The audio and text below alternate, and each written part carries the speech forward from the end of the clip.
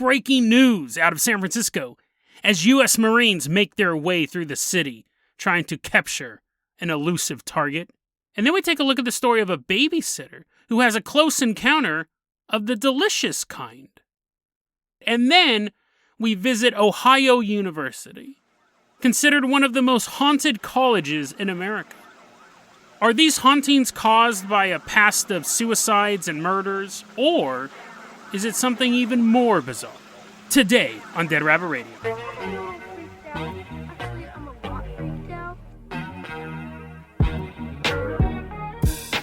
Hey everyone, welcome back to another episode of Dead Rabbit Radio. I'm your host, Jason Carpenter. I'm having a great day. Hope you guys are having a great day too. I hope you guys had fun with yesterday's episode, ya Goonies. I hope you gupe really enjoyed it. I hope it gave you guys some great ideas about what to do this weekend. But before you guys destroy your entire life, let's go ahead and welcome our newest Patreon supporter. He is a vehicle himself. There's a bunch of little kids hanging out of his window. He's like, I don't have kids. It's Thomas the Dank Engine. Everyone give a round of applause to Thomas the Dank Engine as all these little kids are like, help us, help us. We're trapped in this interdimensional train. Tom, we laugh at the children's plight. Thomas, you're going to be our captain, our pilot this episode. If you guys can't support the Patreon, or if you haven't kidnapped children from across the dimensions, that's fine too. Just help spread the word about the show. Really, really helps out a lot. Thomas, I'm going to go ahead and toss you the keys to the Dead Rabbit dirigible. We're going to leave behind Dead Rabbit Command. We are headed out to the city of San Francisco. Came across this story the other day. I'm sure you guys saw it in the mainstream news. Who am I kidding? The mainstream news, more like the mainstream losers. That's what they should be called, right? I got this from the real news. The news that doesn't need to be prepared. The news that has no sanitary conditions whatsoever. Real, raw news. It's May 3rd, 2021. Go, go, go, go, go! A bunch of Marines are running through the streets of San Francisco. There's a bunch of mugging taking place. We don't have time to stop that. We don't have time to actually maintain law and order in the lawless city of San Francisco. No, we have one target in mind. Go, go, go! They're doing the hand signals. Gangbangers are shooting them. They think they're from a rival gang. The Marines are making their way through the city of San Francisco. Target, House Speaker Nancy Pelosi. She, if you're part of the 95% of the world population who cares nothing about U.S. politics, she is currently the House Speaker. That's why that's her name. She's the Speaker of the House of Representatives in the United States Congress. And she's wanted for unspecified crimes. Apparently, she's committed several crimes. The article did not make it clear. It went into great detail about who was in charge of this operation, but did not really make clear to me what Nancy Pelosi is being charged with. But anyways, the U.S. Marines that are still under the control of President Trump. Trump still president. Joe Biden not president. He's at like a sound stage. It's like a fake White House that's in the same location of the White House. The sound stage is actually in the White House. So when you see his cars driving around, he's just going to the sound stage. He's not actually going to the Oval Office. This is the slightly lopsided office where he's at. And the U.S. Marines are looking for House Speaker Nancy Pelosi. Go, go, go, go, go. She's like 78, by the way. I don't know why they needed to send in a full platoon. It's not like she's going to go straight up Tony Montana and start like shooting them up with a bunch of cocaine. Or will she? We'll find out. The U.S. Marines are moving through the city. Go, go, go, go, go. And they see her. They actually planned this operation. They waited till her husband was at work. Because if there's one, if you think there's going to be complications, taking down one 70-year-old person, you don't want to face two of them. So they wait till her husband's at work. They see House Speaker Nancy Pelosi leaving her house. The Marines throw a bag over her head, zip tie her, throw her into a van. Go, go, go! That's all the Marines have said this entire operation. They can't say any word other than go, go, go. They have to say it 3 times in a row. As this van is speeding away, duly elected House Speaker Nancy Pelosi is in the back of this van that's speeding out of the city of San Francisco. They take the bag off of her, and they realize something. Go, go, go, one of the Marines says, and the other one goes, go, go, go. It turns out that they did not nab Nancy Pelosi. They nabbed a decoy. This was another woman, a much younger woman, who was wearing a realistic Nancy Pelosi mask, and also had like her passport, her ID, everything on her. That detail didn't, none of it made sense, but that detail specifically didn't make sense. If she has a lifelike Nancy Pelosi mask on, what does she need her passport and her driver's license for, right? And if she has Nancy Pelosi's passport and driver's license, what does the real Nancy Pelosi have? Does she have the doppelganger? Does she have the person with, like, photos of the person without the mask on? Why would you give... It doesn't make sense. You wouldn't want your decoy to flee the country. You would want to make sure they didn't have a passport. Anyways, turns out that Nancy Pelosi, who regularly works in Washington, D.C. all the time and is well known in San Francisco where she was elected, they can't find her. They can't find her even though she's on television all the time. Very, very well-known schedule where this woman's at. They can't find her. And this is, I wanted to read you this quote from this article because I just love this stuff. Quote, U.S. military assets have fudged a covert mission to apprehend House Speaker Nancy Pelosi, arresting instead a Pelosi doppelganger, donning a lifelike mask that mimicked every hideous detail of Pelosi's face, right down to the most deeply ingrained wrinkles. Unquote. I don't think the Marines put that in their after-action report. They're like, dear General, we thought we got Nancy Pelosi because no one would look this. She doesn't look that ugly. Nancy Pelosi is an elderly woman. She's not so hideous that if I held up a mask of Nancy Pelosi, I wouldn't say every hideous detail. She's an elderly woman. It's not just that Nancy Pelosi has a doppelganger with a mask, but it's a disgusting mask. The author wants to let us know that this mask was super hideous. But anyways, who am I? I'm not a real journalist. The people at Real Raw News know how to undercook the facts and give them to us raw, so who am I to judge? This isn't a beauty podcast. This isn't a special effects podcast. And this definitely is not a Real Raw News podcast. So Semper Fi, gentlemen. Your mission in San Francisco was halfway complete. You captured Nancy Pelosi's face. Thomas the Tank Engine, let's go ahead and leave behind San Francisco. I'm going to toss you the keys to the Jason Jalopy. We are headed out to Fort Wayne, Indiana. Seeing a train drive a car is not something I thought we would ever see, but here we are. Thomas the Tank Engine is somehow making it work. It's a long drive. We're smelling his exhaust the whole time. We're like, he's a coal-burning engine. We're all passing out. Eventually, though, we are taken to Fort Wayne, Indiana hospital. We are revived from carbon monoxide poisoning, and it is time to start this story. It's March 1993. And there's a young woman, let's call her Nancy. There's a young woman named Nancy. She is babysitting a little baby person. Parents are gone. Nancy is taking care of this kid.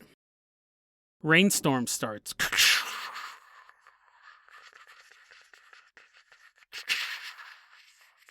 But she's an experienced babysitter. The rain doesn't super scare her, right? It's just something that happens from time to time. But then the power goes out. Rainstorm, power outage, you're alone with the baby. Now things are getting a little nervous, and the baby starts screaming. And she's trying to figure out what to do. Like, this is a strange house. Where are the candles? Where's the flashlight? Got the screen. Don't want to trip on the baby. Where's the baby? While she's trying to figure that out, a bright light shines from outside the house. The entire house is illuminated now. But it's not a comforting light. It's a mysterious, spooky light. It shouldn't be there. And then there's a knock at the door. Nancy slowly turns her head. I don't know, she might have turned it super fast. That wasn't in the notes. It didn't say how fast she turned her head. Nancy, ever so slowly, looks towards the door. She sees the doorknob turn. Then the door opens. And she sees, in the darkness, a 4-foot-tall man. He's purple. Her eyes must have really adjusted at this point to determine that. He's purple, with a curved nose, large ears. And he stands there looking at her for a second. Nancy is frozen. Little man staring. Nancy's staring. And the little man runs into the house. Past Nancy, past the baby, into the kitchen. She sees the refrigerator door open up. That one's also a haunted refrigerator door. The alien reaches into the fridge, pulls out a can of soda, opens it up, walks out of the house drinking it. So, and the lights in the house came back on. Okay, let's talk about this for a second. I got this story from thinkaboutitdocs.com, one of my favorite UFO resources. They got it from Strange Magazine number 13. Strange Magazine has served us very well in the past as well. So thinkaboutitdocs.com has a really good track record as far as legit stories. In Strange Magazine 13, the one time we covered it, we covered it twice. One was, I think, a monster in a basement, and the other one was the puffballs that rot people's skin. I'll try to find those two stories for the show notes. I'll try to put those episodes in the show notes. But this is an interesting story for me because this is a Pepsi commercial, right? Like when I'm pretty sure there is and I'll actually try to see if I can find it on YouTube. I'm pretty sure there's a soda commercial with this same setup.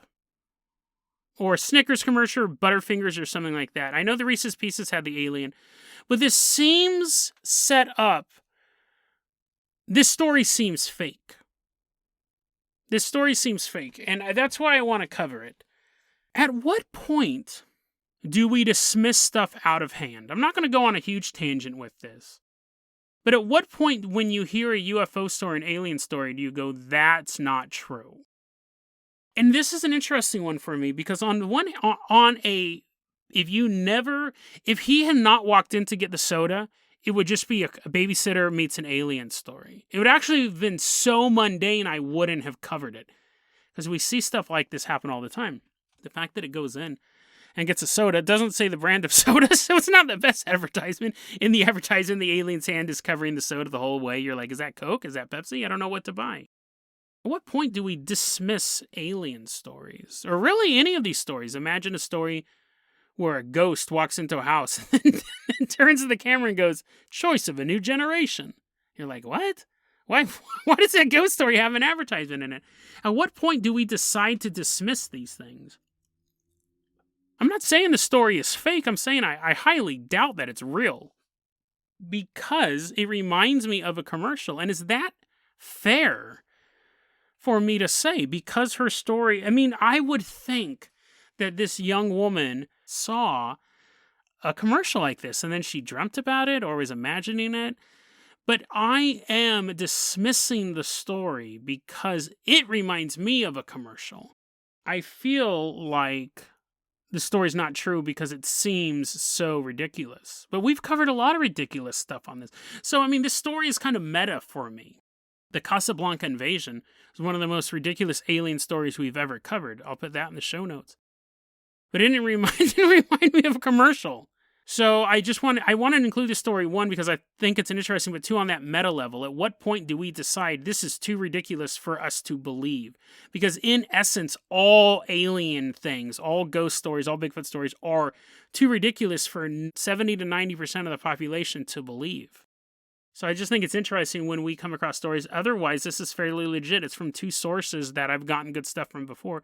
I distrust this. I can't even say I distrust it. Like, again, I'm in that weird mode, but I wanted to cover this because of that meta moment. And for you guys to examine that as well. At what point do you go, I don't believe that because it's too wacky?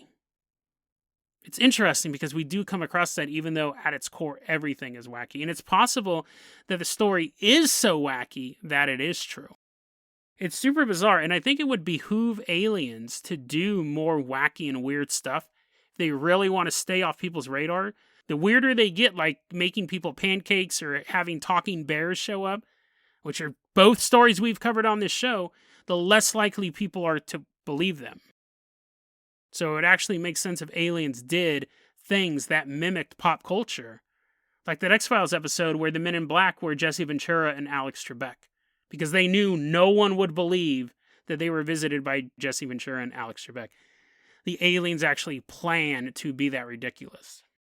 Thomas the Tank Engine, let's raid this babysitter's fridge and take all the sodas. We're going to leave her. We're going to say goodbye to the baby. Hopefully they'll be okay. Hopefully no more aliens show up, but it doesn't matter to us. We have another story to cover. I'm going to toss you the keys to the Carpenter copter. We're leaving behind this little house in Fort Wayne, Indiana. We're headed out to Athens, Ohio. We've actually been to Ohio University before. I covered it a long time ago. On episode 276. Because at Ohio University, part of the college campus used to be an insane asylum. As the campus they built the campus, and then 70 years later, they thought it would be a great idea to build an insane asylum right next to it. And not a good idea. Not a good idea, right? It's going to definitely interfere with your grades if you're afraid some lunatic's going to break in at any moment. Eventually, the asylum was shut down, and the campus absorbed it. So the campus got bigger, and now the asylum is some classrooms and some teachers' offices. But we covered the ridges in Ohio University back on episode 276. But I started looking at some other ghostly activity that brought me back to Ohio University that I wanted to take a look at with you guys. So we're now college students. We're walking around campus. We got on our college clothes. Those are different than regular clothes. They're smarter. We're walking around Ohio University, which is the alma mater of not only Richard Dean Anderson, a.k.a. MacGyver, but Ed O'Neill. Everyone's favorite television dad. No matter what generation you're in, you have good memories of Ed O'Neill. Richard Dean Anderson and Ed O'Neill, we wave hi to them. They're like, dude, we don't go here anymore. We graduated decades ago. We're like, see you in class. They're like, what are you guys even talking about? We're going to take a little tour of this supposedly haunted college. So you have East Green. So it's divided up into sections. So first off, let's start off on the section known as East Green. There's a place called Wilson Hall. That's where we're going to be dorming with our buddies, Ed O'Neill and Richard Dean Anderson. They're like, dude, we don't go here anymore. We're like, let's be bunkmates. They're like, oh, man. They're stuck in this story now. We go to get our dorm room. It's room 428, but it's boarded up. We're like, what? How are we supposed to get in here? And the hall monitor, whatever they're called, the chauffeur, what are those guys called? The hall monitor, the floor dude walks up and we're like, hey, floor dude. He's like, dude, I'm called the den mother. What are they called? The people who run the dormitories, the mayor. He goes, hey guys, I know you guys are supposed to be in room 428, but that one's actually been sealed off. We don't let anyone in that room anymore. And we go, what happened there? He goes, let me tell you a story. Also, sorry for booking you in a room that doesn't exist anymore, but let me tell you a story. This room used to just be a normal dorm room. And back in the 1970s, there was a student, let's just call him Barry. We don't have his name, but he was in there.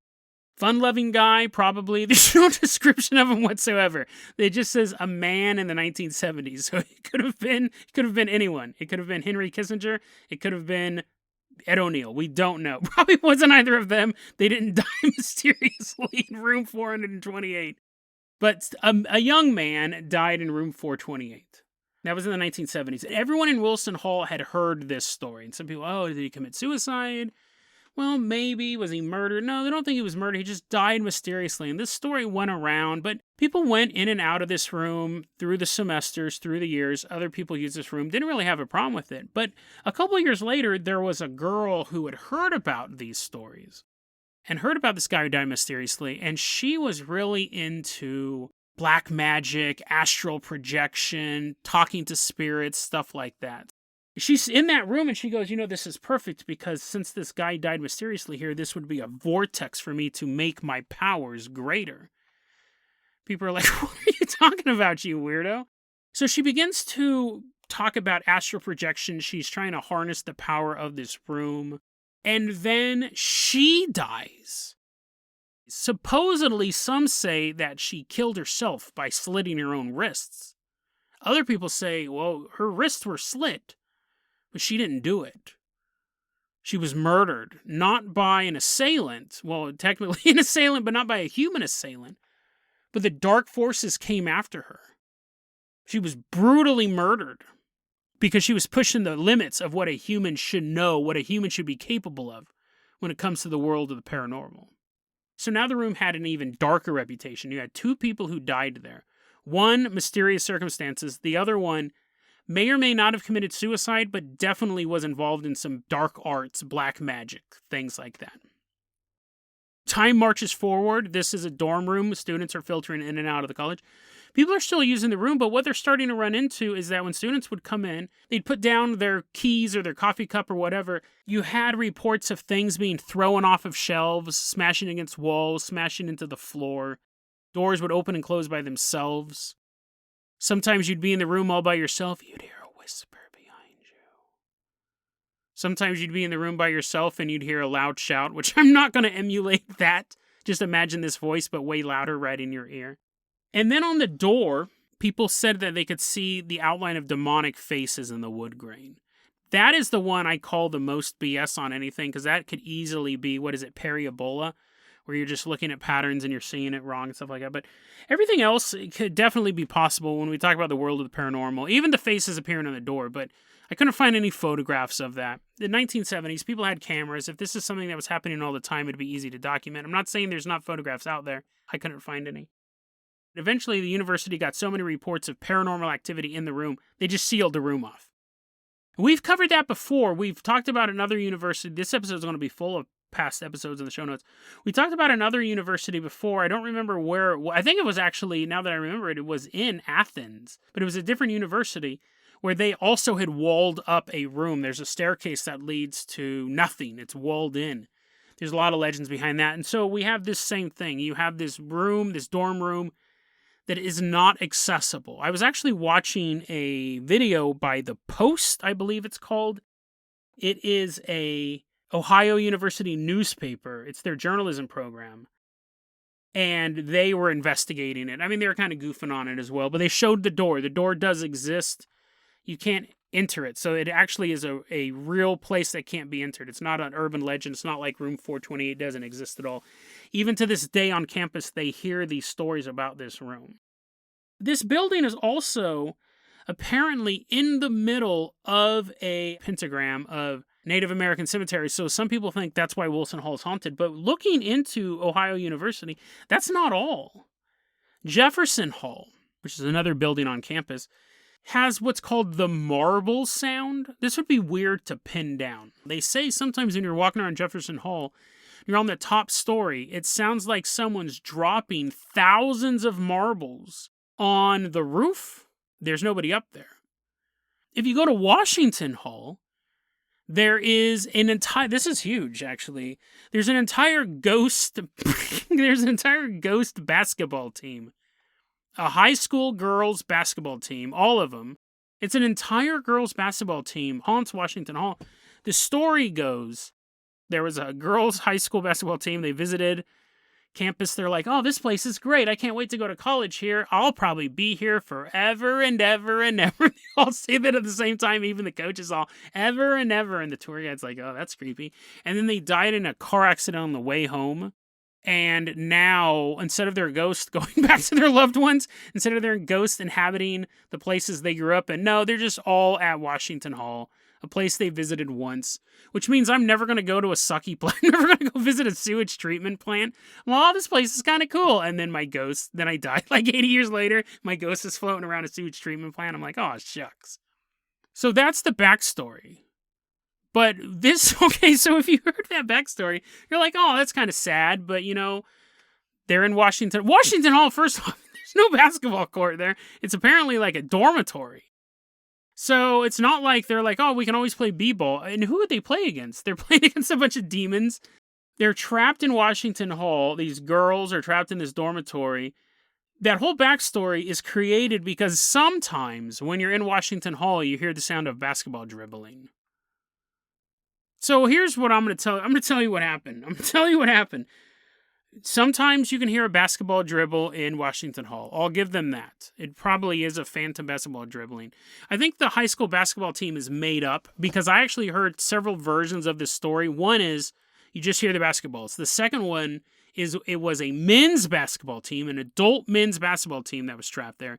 And then the story that I found was the most fascinating and sad was the all high school girls visiting one single time and being trapped there. So I think what happens is there, and this is very common in ghost stories, there is a singular ghost event that may happen once or twice. It may happen on a regular occurrence, and the backstory is made up. And I actually think that leads us into the answer of 428.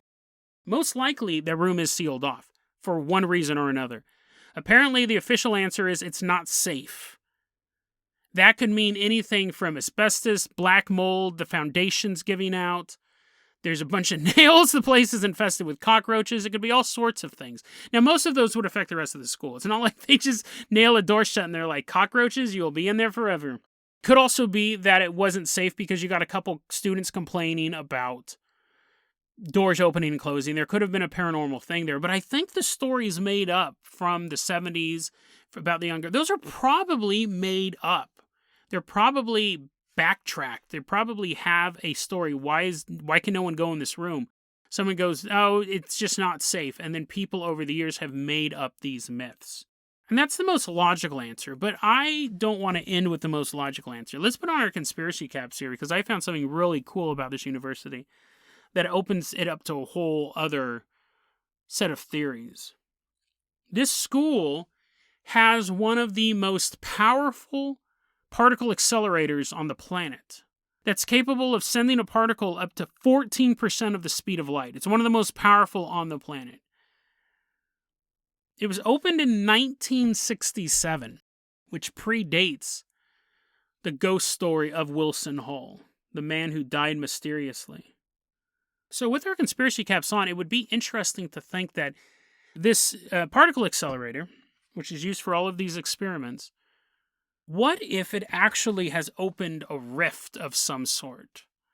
And so we do have more ghost because this, by a lot of accounts, I've just covered the ghost in this particular, like Wilson Hall, Washington Hall. There's a ton of ghost stories in this college. It's considered one of the most haunted colleges in the United States. It's one of the oldest colleges in the United States. But what if you have this normal ghost activity, people walking up and down stairs, doors being shut, but this particle accelerator has actually opened up some sort of gateway that allows this phenomenon to be more apparent. To be so apparent, it can actually be violent, can actually kill people. So that's an interesting way to look at it. You have science and the paranormal blending together. The side effect of this particle accelerator is causing that. But then I thought of something even crazier. And I am not implying in any sort of legal sense that Ohio University or the people who maintain the particle accelerator this is conspiracy cap fully on. Do not sue me. What if the experiments of the particle accelerator is what killed those two kids? Somehow, a little particle was flying around so fast and it went crazy. Grabbed a little particle knife, did a little particle Ted Bundy. What if, by some sort of fluke, that particle accelerator killed the kid in 428? You're like, Jason, that's not how particle accelerators work. Conspiracy cap fully on. What if the particle accelerator killed the kid in 428 in the 70s? So after it was operated, some guys were like, let's do this. Let's see what happens. Let's type in particle plus 14% speed of light plus Charles Manson. Like, what are you doing? Don't type that in. The thing starts up. What I'm saying is, what if that's why the room is not safe?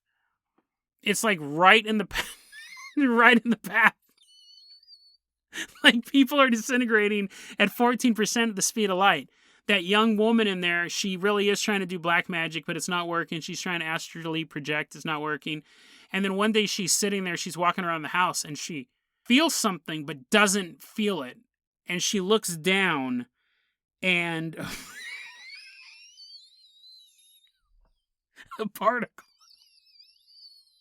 particle hit her wrists. A particle, like, she was holding a baguette. She was holding a big piece of bread. She was walking with a piece of bread, and she had her hands out, and the little particle went and cut across both of her wrists, and it cut it so deep that she dropped the baguette, and she died. And so it didn't look like, they're like, no one would ever kill themselves if they were about to eat a giant baguette. What happened? What if the particle accelerator is the reason why this room is unsafe? It's probably more likely, my original theory, that the particle accelerator may have something to do with ghostly activity in the area. But since Since we were already going down that path, I thought, what if the particle accelerator is actually killing people there? So does this particle accelerator open up gateways to other worlds? Has a few particles gone rogue and murdered students? Who knows? We don't know, right? It could be neither of those. It could just be a particle accelerator, a bunch of kids telling ghost stories, making stuff up. But the answer to these stories lie locked away behind the door to 428. Maybe the school's right. Maybe it's not safe to go in there, but you try your luck anyways. You want to prove the existence of ghosts. You want to disprove the new conspiracy theory about murderous particles. So you are able to sneak in. You're in there for a bit waiting for something to happen, asking the spirits to show themselves. It's been 20, 30 minutes. You know you should leave because eventually the school authorities are going to find out you're in there. And as you go to reach for the doorknob, you realize it's wet. It's sticky, and it's warm. That's when you look down and you see your own blood dribbling off of your fingertips onto the stained carpet. You thought you were going to prove the existence of ghosts, and you were right. You became part of the story. For decades, students will tell the tale of a ghost investigator who forced their way into room 428. And by the time anyone realized they were in there, they'd been dead for days. Their ghost now wanders the campus, hoping no one else makes the same mistake of walking into room 428. deadrabbitradio@gmail.com is going to be our email address. You can also hit us up at facebook.com/deadrabbitradio. Twitter is @deadrabbitradio. Dead Rabbit Radio is the daily paranormal conspiracy and true crime podcast. You don't have to listen to it every day, but I'm glad you listened to it today. Have a great one, guys.